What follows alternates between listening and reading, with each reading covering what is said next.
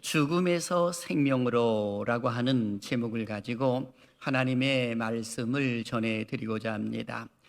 우리는 살아가면서 때때로 삶에 대해서 깊이 생각할 때가 있습니다.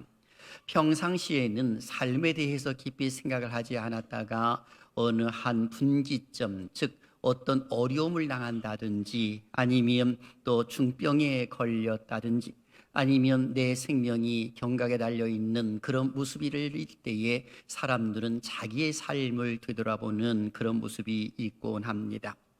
지나간 시간들을 되돌아보면서 그리고 스스로도 위로를 해 줍니다. 그래, 나는 참 잘 살았어 라고 말합니다. 그래서 사실 돌이켜보게 되면 우리 인생은 너, 나 할 것 없이 모든 사람들은 죽음으로 향하고 있는 그 모습을 우리는 잘 알고 있습니다. 그래서 사실 사람들의 행렬은 두 가지 행렬밖에는 없습니다. 생명으로 가는 행렬과 그리고 죽음으로 가는 행렬이다라고 이렇게 볼 수가 있습니다. 물론 너 나 할 것 없이 모든 사람들이 죽음의 한 정점을 향하여 가는 것은 맞습니다만은 그럼에도 불구하고 살아 있음에도 불구하고 죽은 자가 있고 살아 있으면서 생명을 소유한 자들이 있더라라고 하는 것입니다. 그럼 그 분기점이 대체 뭐냐라고 했을 때에 예수 그리스도를 믿느냐 믿지 아니하느냐에 달려 있는 것입니다. 그래서 요한복음 5장 24절은 이렇게 기록을 합니다. 같이 한번 읽어볼까요? 시작. 내가 진실로 진실로 너희에게 이르노니 내 말을 듣고 또 나 보내신 이를 믿는 자는 영생을 얻었고 심판에 이르지 아니하나니 사망에서 생명으로 옮겼느니라. 아멘. 여기 보면 사망에서 생명으로 옮겼다고 하는 이 말씀은 예수님께서 우리의 모든 운명을 변화시킨다는 그 사실을 알려주시는 것입니다. 즉 하나님과의 관계를 회복시켜 주심으로 인하여서 하나님과 교통하는 생명이 되었을 뿐만이 아니라 육신의 죽음과 영원한 죽음마저도 극복하는 부활의 생명, 천국의 생명을 소유하게 되었음을 일컬어 말해주고 있는 것입니다. 이 말의 의미는 생명의 주관자는 하나님이시다라는 그 사실을 알려주고 있는 겁니다. 우리는 가끔 가다가 이런 생각을 하지요. 생명 내게 있다라고, 내가 주장한다라고 말하지만 전혀 그렇지 않습니다. 밤새 안녕일 가능성도 많고요. 우리는 내일 모레까지 여러 가지 내년도 또는 내 미래에 계획을 세웁니다마는 그것을 장담할 수 있는 사람은 이 세상에 단 한 명도 없다는 사실을 우리는 잘 알고 있는 것 아니겠습니까? 그런데 오늘 말씀도 보게 되면 생명의 주인이 누구인가에 대해서 잘 말씀해 주고 있습니다. 한 번은 예수님께서 가버나움에서 병들어 죽게 된 백부장의 종을 고치신 후에 나인성으로 가셨다라고 성경은 기록을 해놓고 있습니다. 11절 보게 되면 그 후에라는 그 말씀이 표현되어 있는데 그 후에라고 하는 말씀은 바로 윗부분에 나와 있는 이 가버나움에서 한 백부장의 종을 고쳐주신 사건을 일컬어 말해주고 있는 겁니다. 그런데 그 종을 고쳐주시고 난 이후에 그리고 나인성으로 함께하는 사람들과 가셨는데 가버나움에서 나인성까지의 거리는 결코 짧은 거리가 아닌 것입니다. 약 100리 정도 떨어져 있는 거리입니다. 그렇다면 왜 예수님께서는 가버나움에서 이 나인성까지 친히 동행하는 사람들과 함께 가셨을까라고 하는 것입니다. 바로 그 이유가 오늘 본문 때문에 그러하시더라라고 하는 것입니다. 바로 그것은 다른 것이 아니라 나인성으로 들어가시는 그 시점에 놓여 있었을 때의 한 장래의 행렬이 나인성에서 그리고 밖으로 나오는 것을 만나게 되는 그런 모습이 있더라라고 하는 것입니다. 그 장례는 나인성에 살고 있는 한 과부의 외아들이 죽어서 장례를 치르는 행렬이었습니다. 그래서 오늘 보면 12절은 이렇게 기록을 합니다. 읽어볼까요? 시작. 성문에 가까이 이르실 때에 사람들이 한 죽은 자를 메고 나오니 이는 한 어머니의 독자여 그의 어머니는 과부라. 그 성에 많은 사람도 그와 함께 나오거늘. 아멘. 여기 보면 죽은 자는 외아들이었고 뒷부분에 보게 되면 청년이었습니다. 그리고 그 엄마는 과부였습니다. 남편 없이 살아가는 것도 괴로운 일인데 이제 마지막 남은 아들까지도 죽은 것입니다. 이 때문에 그 여인의 슬픔이라고 하는 것은 이루 말할 수도 없는 것입니다. 중요한 것은 장래의 행렬 가운데에 예수님께서 나인성으로 들어가시다가 만났더라라고 하는 것입니다. 예수님께서는 그 장래의 행렬을 멈춰 세우시더니 그리고 그 청년을 살려주셨더라라고 하는 겁니다. 그 청년을 살려주셔서 그의 어머니에게 넘겨주는 그 모습이었다는 것입니다. 그래서 15절은 이렇게 기록을 하죠. 죽었던 자가 일어나 앉고 말도 하거늘 예수께서 그를 어머니에게 주시니라고 기록이 되어 있습니다. 이 누가는 의사입니다. 의사이다 보니까 관찰력이 참으로 뛰어났지요. 그러니까 죽었던 자가 하면서 일어났다라고도 표현하고 앉고라고도 표현하고 말도 했다라고 기록을 해놓고 있습니다. 정확하고 자세하게 의사인 입장에서 그것을 기록을 해놓는 모습이더라라고 하는 것입니다. 죽었던 자가 살아났다라고 하는 것은 생명을 얻었다라고 하는 것이거든요. 그러면 무엇을 의미하느냐? 죽었던 자를 살리는 그 모습이 바로 생명의 주관자가 예수 그리스도다라는 그 사실을 알려주고 있는 겁니다. 그런 거로 오늘 우리는 이 말씀을 근거로 해서 세 가지 질문을 통해 말씀을 전해드리고자 하는 것입니다. 그 첫째는 죽음의 행렬을 바라본 예수님의 행동은 어떠한 모습이셨을까라고 하는 것입니다. 그리고 둘째, 예수님을 만남으로 인하여서 드러난 결과는 어떠했을까? 그리고 세 번째는 우리의 남은 인생을 과연 어떻게 사는 것이 바람직한 삶일까라고 하는 것에 대하여 말씀을 전해드리고자 하는 것입니다. 사실 세상에 많은 사람들은 이 너나 할 것 없이 좀 더 오래 살고 싶어서 좋은 음식 또는 좋은 운동 그리고 여러 가지 리크레이션을 하면서 자기 나름대로의 건강을 유지하려고 하는 그런 모습을 갖는 것을 보게 됩니다. 그럼에도 불구하고 세상에는 장사가 없다고 모든 사람들은 백살을 전후로 해서 죽음이라고 하는 것으로 인생의 종지부를 찍습니다. 중요한 것은 죽음으로 끝나는 것이 아니라 죽음 이후에 삶이 있다고 하는 그 사실을 알아야 되는데 세상에 많은 사람들은 그것을 모르는 것이 문제이더라라고 하는 것입니다. 예수 그리스도를 믿으면 죽고 난 이후에 천국이요 믿지 아니하면 지옥입니다. 이것은 어쩔 수 없는 사실입니다. 성경 속에 기록되어 있기 때문에 그대로 나타나 있는 모습입니다. 왜요? 약속하신 것을 반드시 성취하시는 하나님, 구약성에서 약속하신 것을 신약에서 다 이루셨고요, 신약과 구약에서 약속하신 것을 이제는 예수님 재림하심으로 인하여 모든 것이 이루어진다는 그 사실을 우리는 잘 알고 있는 것 아니겠습니까? 바로 예수님께서는 생명의 주인이라는 그 사실을 알려주시기 위하여서 공생의 삶을 사시면서 너나 할 것 없이 병자들을 고쳐주셨고 문제 있는 자를 해결해 주셨고 심지어는 죽었던 자들도 3번씩이나 살려주시는 그런 모습들이 일어났습니다. 예컨대 야이로 회당장의 딸을 살려주셨고요, 그리고 요한복음 11장을 보게 되면 죽은 지 나흘에 대해서 무덤 속에 있는 그 나사로를 향하여 나사로야 나오라 명령하시면서 그 나사로를 살려주셨고, 그리고 오늘 본문 속에 기록된 나인성 과부의 외아들을 살려주셨더라라고 하는 것입니다. 무엇을 보여주는 것입니까? 생명은 예수 그리스도께 달려있다는 그 사실을 알려주고 있는 것입니다. 그렇다고 해서 그들이 살아났으니 이제는 죽지 않았겠구나, 아닙니다. 그들도 역시 시간이 지남에 따라서 다 죽었다는 그 사실을 우리는 염두에 두어야 하는 것입니다. 때때로 우리가 삶을 살아보게 되면 어려움을 당할 수가 있고 사랑하는 사람을 잃을 수도 있는 그런 모습들이 실제로 있는 것입니다. 그러할 때에 믿음이 있는 자와 믿음이 없는 자의 그 모습이 나타납니다. 믿음이 없는 자는 순간적으로 절망을 합니다. 좌절을 합니다. 그러다 보니까 밖으로 뛰쳐나가기도 하고 아니면 방구석에 있어 울고 있습니다. 우울증에 빠지기도 하고 잘못된 결단을 하는 경우도 없지 않아 있는 경우를 보게 됩니다. 하지만 믿음이 있는 자는 어떻습니까? 이런 모습이 있을 때에 하나님 앞에 엎드리는 것이죠. 주여 도와주시옵소서라고 하면서 하나님께 다가오는 것입니다. 그렇다면 오늘 우리는 그 첫 번째 질문 가운데서 죽음의 행렬을 바라본 예수님의 행동은 어떠한 모습이셨을까라고 하는 것입니다.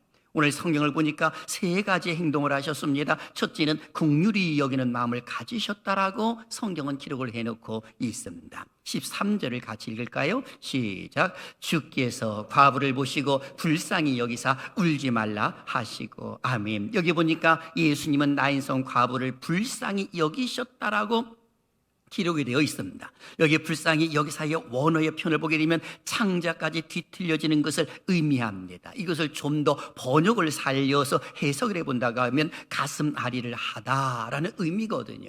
그러면 예수님께서 왜 가슴 아리를 합니까? 여러분, 실제로 우리가 살다 보게 되면 우리의 자녀들을 바라보고 그 어머니 아버지가 가슴 아리를 할 때가 얼마나 많이 있습니까? 사랑하기 때문에 가슴 아리를 하는 것이거든요. 그런데 예수님도 지금 이 한 과부의 아픔을 바라보시면서 가슴 아리를 했다는 것입니다. 그러면서 여기 나와 있는 모습을 보면 불쌍히 여기시는 그 모습을 이야기해 주고 있는데, 이 말씀은 예수님께서 나인성 과부의 외아들을 살려주는 동기가 되는 겁니다. 바로 그것은 불쌍히 여기셨다라고 하는 그런 말씀입니다. 사실 성경을 보게 되면 예수님께서 사람을 고쳐주시고, 그리고 더 나아가서는 어떤 어려움 당한 사람들의 문제를 해결해 주실 때에 당사자가 와서 요청을 한다든지, 아니면 그의 가족이나 친구나 이웃 사람들이 와서 요청을 함으로 인하여서 치유해 주고 문제 해결함을 주셨지, 이 직접 오신 적은 거의 없으십니다. 그런데도 오늘 주님께서는 여기 나와 있는 과부가 요청하지도 않았습니다. 장례의 행렬에 동참하고 있는 많은 사람들이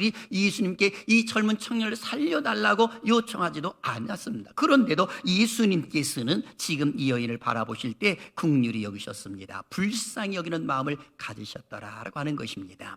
이것으로 끝나지 않습니다. 울지 말라라고 하시면서 위로를 하셨습니다. 13절 하반절을 다시 한번 보십시오. 울지 말라 하시고 라고 기록되어 있습니다. 나인성 여인은 울고 있었던 것이죠. 왜 웁니까? 하나밖에 없는 외아들을 잃었으니 그 슬픔이야 얼마나 크겠습니까? 사랑하는 남편도 잃었지요. 그리고 이제 외아들을 잃었으니 이제는 그에게 있어서는 앞날의 희망이 사라진 것처럼 괴로웠을 것입니다. 그리고 좀 더 나가서는 그 외아들은 이 과부에게 있어서는 인생의 전부였을 가능성이 많습니다.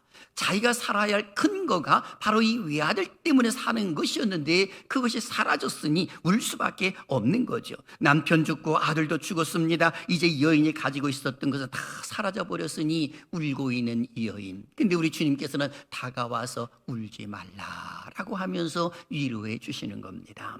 여러분, 사실 우리가 살다 보면 어려움 당할 때가 있고 아파하는 사람들이 있지 않습니까? 그럴 때에 그 누군가 옆에 있어주는 것만으로도 그 사람이 커다란 위로가 되고 그 사람은 힘을 얻는 그런 모습들이 있는 것 아니겠습니까?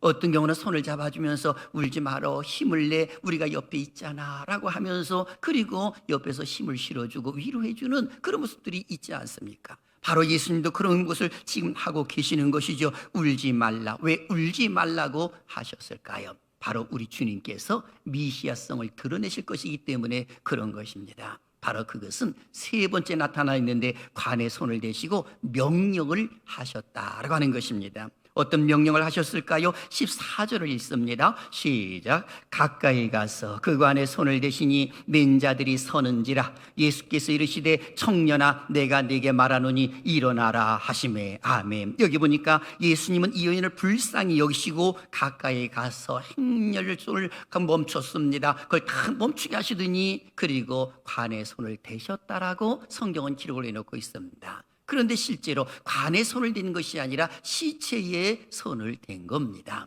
그런데 우리나라의 관습과 조금 다르지요. 그러니까 유대인의 관습에서는 사람이 죽어서 장례를 할 때에는 죽은 자를 관에다가 고이 누이고는 천을 덮습니다. 그리고 관 뚜껑을 덮지 않고 천만 덮고, 그리고 사람들이 이것을 메고 나가는 것입니다. 그러다 보니까는 멈추고 그리고 시체에다가 손을 얹으셨다라고 하는 겁니다.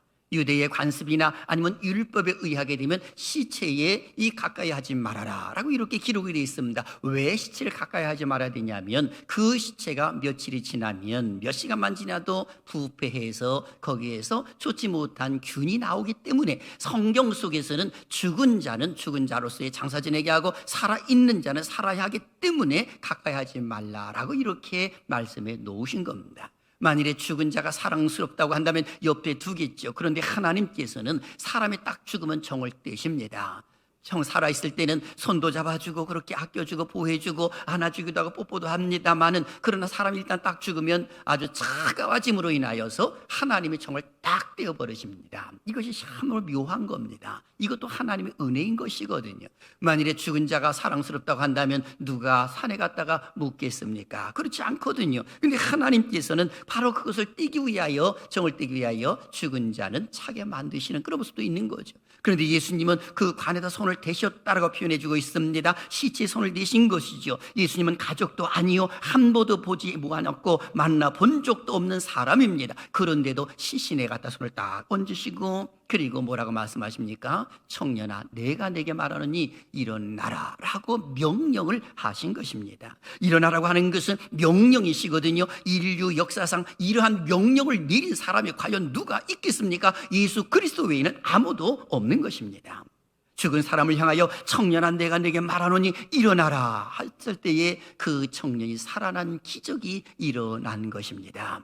이것이 생명이 죽게 있다는 그 사실을 알려주고 있는 겁니다. 그렇습니다. 죽은 외아들로 인하여 슬피 울고 있는 나인성 과부에게 죽은 자를 살려주심으로 인하여 예수님께서는 그 생명의 주관자여 생명의 주인이라는 그 사실을 알려주고 계시는 겁니다. 그 여인의 아픔을 아셨던 주님, 그 여인을 긍휼히 여기시는 마음을 가지고, 그리고 다가가서 위로해주고 울지 말라 하시면서, 그리고 시체에 손을 얹고 청년을 살려주심으로 인하여서 그 청년을 그의 어머니에게 넘겨주시는 그런 모습들이 일어났던 것 아니겠습니까?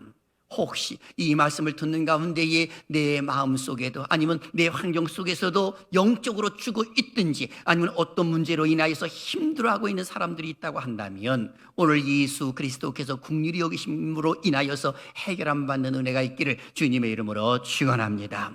그렇다면 예수님을 만남으로 드러난 결과는 과연 무엇이었을까요?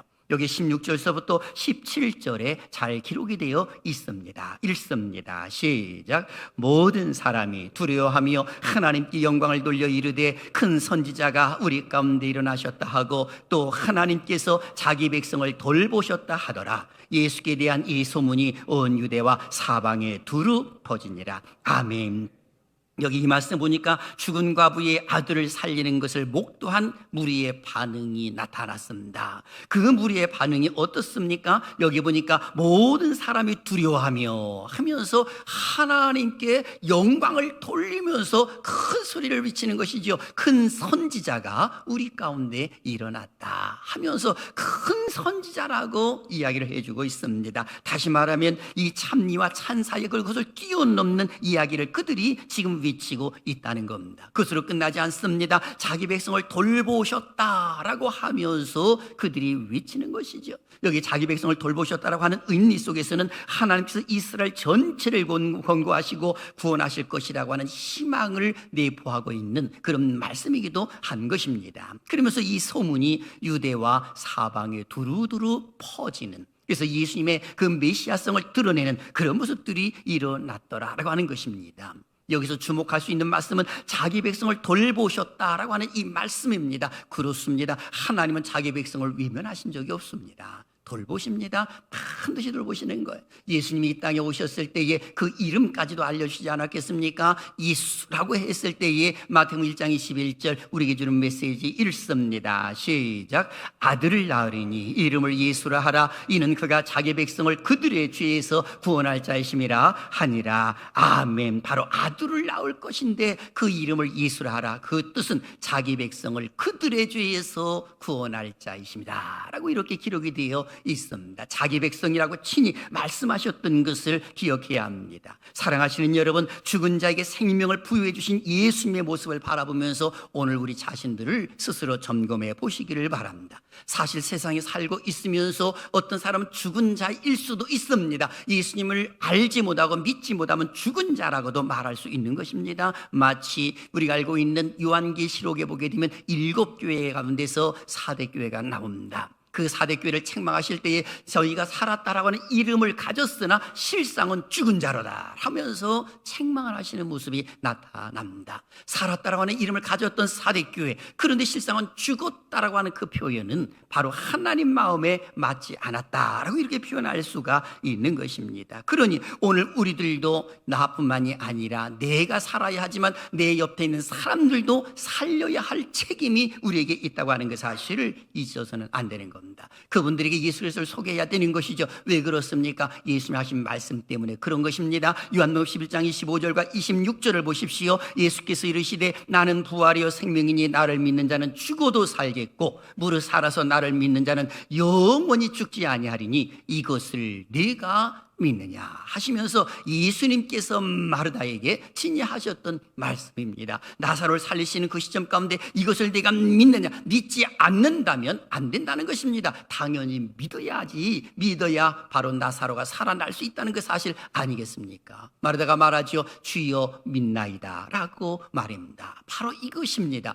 예수 그리스도를 소개할 수 있는 것, 우리가 해야 할 일 가운데 하나인 것입니다. 예수를 믿지 않으면 세상에 살고 있어도 실상은 죽은 자입니다. 하지만 세상에 있을 때에 예수님을 믿으면 영원히 죽지 않는다는 사실을 우리는 믿어야 하는 것입니다. 믿으시면 아멘 하시길 바랍니다. 그러므로 우리는 나뿐만이 아니라 내 사랑하는 사람들이 지금 예수님을 알지 못하게 되면 그들에게 예수님을 소개할 책임이 우리에게 있다는 사실을 잊어서는 안 되는 것입니다. 그러므로 우리는 전도하는 것을 게을리해서도 안 되는 겁니다. 지난 시간 말씀을 기억하십니까? 기적의 주인공이라고 하는 그 모습을 우리가 상고한 바가 있습니다. 다른 사람이 기적의 주인공이 아니라 내가 기적의 주인공이 되어야 된다고 하는 그 사실을 알려드렸습니다. 기적의 주인공이 되기 위해서는 먼저 예수님의 그 모습이 있어야 된다고 알려드렸습니다. 예수님의 이름, 그리고 더 나아가서는 믿음의 선언이요, 세 번째는 행동이라고 말씀해 드린 바가 있습니다. 바로 이것이 기적을 일으키는 공식이라고 말씀해 드렸습니다. 그런데 오늘 성경 속에서 나타나 있는 모습을 보게 되면 죽어 있는 자들을 살리는 그런 모습 가운데에서 우리가 가져야 할 자세도 정확하게 알려주고 있습니다. 먼저는 긍휼히 여기는 마음이요, 그리고 다가서 위로해 주는 마음이요, 그리고 더 나아가서 선포하는 것임을 알려주고 있는 겁니다. 예수 그리스도를 믿으십시오 라고 선포할 것을 알려주고 있는 것입니다. 이럴 때에 기적의 역사도 일어나고요, 문제 해결함도 받는 겁니다. 성경의 예를 들겠습니다. 여러분 열왕기상 17장을 보게 되면 엘리야의 경우가 동일한 모습으로 나타납니다. 사르밧 과부의 집에 갔지요. 그리고 먹을 것을 내게 달라고 말합니다. 그랬더니 과부가 이렇게 말합니다. 먹을 것이 없고 통에 가루 한 움큼과 병에 기름이 조금 있어서 이것을 마지막으로 떡을 만들어서 내 아들과 먹고 죽으려고 합니다. 그랬더니 엘리야가 말합니다. 그것을 먼저 만들어서 작은 빵을 내게 주어라. 그리하면 이 가정에 이 기름과 가루가 떠나지 아니할 것이다 라는 말씀을 합니다. 그리고 공개를 받습니다. 그런데 웬걸 얼마 가지 않아서 그의 외아들이 죽었습니다. 그때 원망합니다. 선지자가 온 것은 내 아들을 죽이려고 온 것입니까? 라고 하면서 항변을 하고 그리고 이제 울고 있었을 때에 이 엘리야가 하나님께 기도함으로 인하여 그 아들을 살려주는 놀라운 기적의 역사가 일어납니다.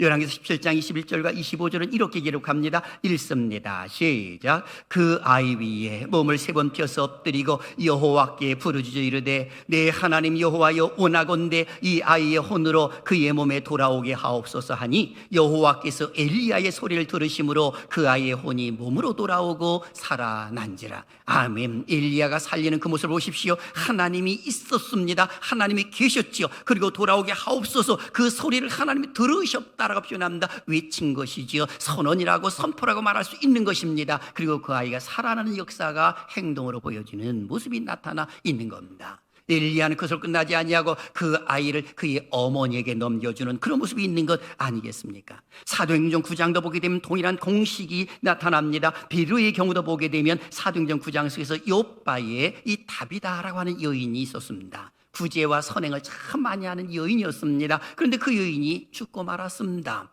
요바에 있는 베드로를 청하게 됩니다. 그때 베드로가 와서 하는 행동을 보십시오. 사도행전 9장 40절. 베드로가 사람을 다 내보내고 무릎 꿇고 기도하고 돌이켜 시체를 향하여 이르되 다비다야 일어나라 하니 하면서 기록을 해놓고 있습니다. 오늘 여기 성경을 보니까 다비다야 일어나라 하니 했더니 어떤 행동이 보여집니까? 그가 눈을 떠 베드로를 보고 일어나 앉는지라. 여기 이 말씀을 보십시오. 바로 하나님께 기도했다는 그 사실입니다. 예수 그리스도의 그 음을 바라보았다는 거죠. 예수님의 이름이 있었다는 겁니다. 그리고 다윗아야 일어나라 하면서 선언이 있었다는 것입니다. 그리고 행동으로 또 결과가 나타나는 모습이 나타나 있는 겁니다. 바로 여기에 우리에게 참으로 중요한 공식을 하나님이 주신다는 그 사실을 잊어서는 안 되는 것입니다. 예수님께서는 먼저 긍휼히 여기는 마음을 가지셨고 위로하는 마음을 가지셨고 그리고 선포를 하셨습니다. 그래서 죽었던 자가 살아나는 역사가 일어나는 거죠.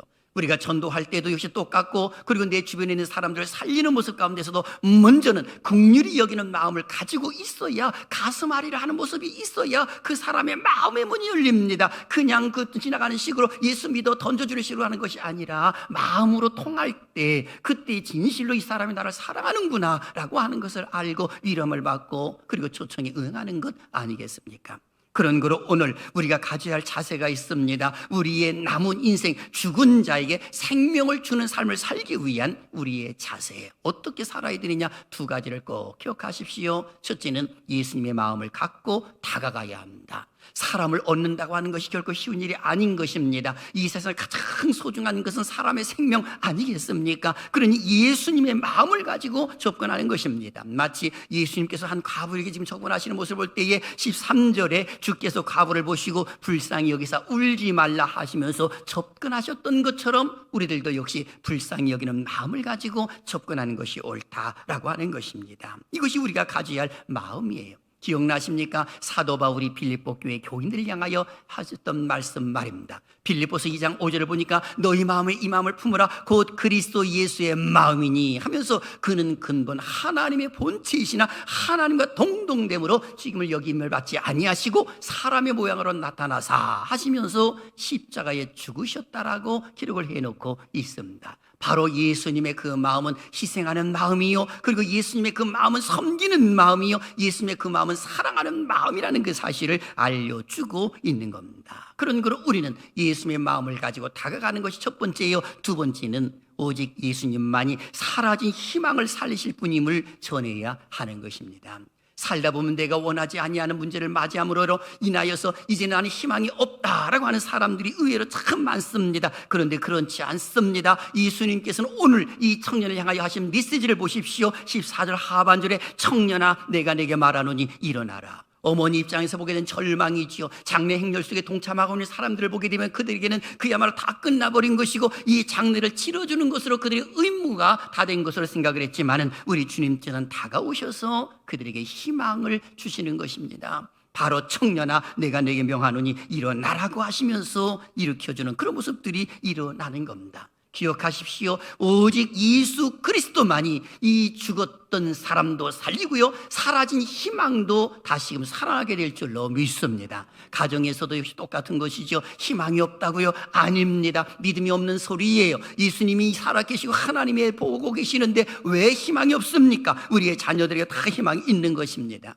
내가 중병에 걸렸다고요? 희망이 없다고요? 아닙니다. 숨이 붙어있는 난 희망이 있고요, 소망이 있는 겁니다. 하나님의 능력으로 치유받게 될 줄로 믿습니다. 내 힘 가지고는 안 되는 겁니다. 하나님의 능력으로 되는 것 아니겠습니까? 그러니까 요한복음 14장 14절을 보십시오. 내 이름으로 무엇인지 내게 구하면 내가 행하리라. 예수님의 이름으로 행할 수 있는 권세가 우리에게 있는데 우리가 두려워할 이유가 대체 뭐란 말입니까? 그럴 이유가 없다는 겁니다. 기억하십시오. 죽은 자에게 생명을 주는 삶을 살기 위해서는 먼저 내가 예수를 잘 믿고 생명을 얻은 자로서의 이제는 내게 주어진 사명을 감당해내는 것이 옳다라고 하는 겁니다. 내 남편과 내 아내가, 우리의 자식들이, 우리의 어버이들이, 우리의 이웃이 아직도 예수 그리스도를 알지 못한다고 한다면 그들을 향하여서 어떻게 가지고 다가가야 되느냐? 예수님의 마음을 가지고 다가가고 희망과 절망 가운데 있는 사람들을 향하여서 예수 그리스도를 믿으면 희망이 생깁니다 라고 하면서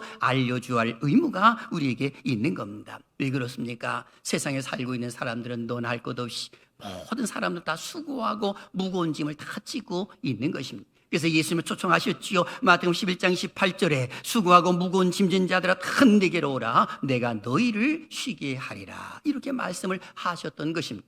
이 사실을 잘 알았던 베드로의 본면을 한번 보십시오. 베드로전서 5장 7절 읽어봅니다. 시작. 너희 염려를 다 주께 맡기라. 이는 그가 너희를 돌보심이라. 아멘. 여기 보니까 너희 염려를 다 주께 맡기라고 기록하고 있습니다. 왜? 하나님이 돌보아 주신다라고 강조를 해주고 있습니다. 여러분, 어린아이를 보십시오. 그 아이에게 마땅한 침을 엄마가 지어주지 않습니까? 등에다 침을 주실 때에 기저귀도 지어주고 어떤 우유병과 우유도 거기다가 채워줍니다. 그러면 그 아이는 그를 지고 달랑달랑 다니죠. 그런데 어느 순간 이 아이가 이거 무겁게 느껴졌을 때 엄마 이거 무겁다라고 해서 엄마에게 맡기게 되면 엄마는 그 아이를 때립니까? 그 짐을 내다 버립니까? 전혀 그렇지 않습니다. 오히려 그 아이를 번쩍 안아준다든지 그 무거운 짐을 대신 들어주면서 손도 잡아주고 그리고 그 아이를 돌봐주는 것 아니겠습니까? 하나님도 똑같으신 것입니다. 내 힘 가지고 도저히 되지 아니할 때에 그것을 하나님께 맡겨버리는 것입니다. 모든 걸 맡겨버리게 되면 우리 하나님이 돌보아 주실 줄로 믿습니다.